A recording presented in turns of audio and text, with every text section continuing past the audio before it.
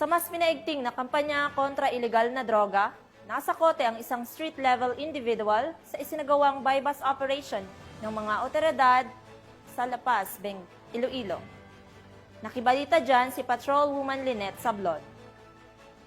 Arestado sa street-level individual sa ikinasang bypass operation ng Station Drug Enforcement Team ng Iloilo City Police Station 2 sa ilalim ng pamumuno ni Police Captain Jeffrey Delgado, officer in charge ng ICPS-2.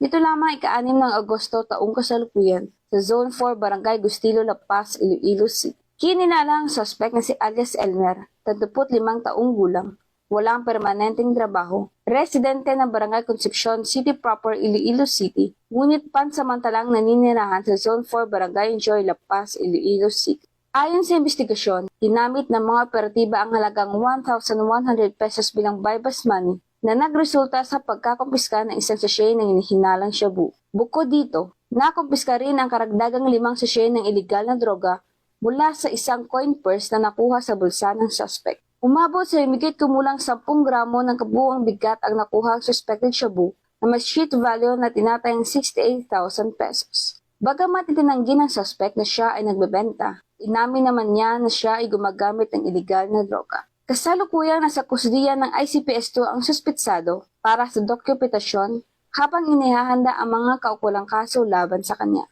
Sa bawat matagumpay na operasyon, pinatutunayan ng Philippine National Police ang kanilang matatag na paninindigan para sa kapayapaan at kaayusan ng ating komunidad. Mula rito sa Western Visayas, ako ang PNN correspondent, Patrolwoman Lynette Sablon, alagad ng batas, tagataguyod ng Balitang Pulis.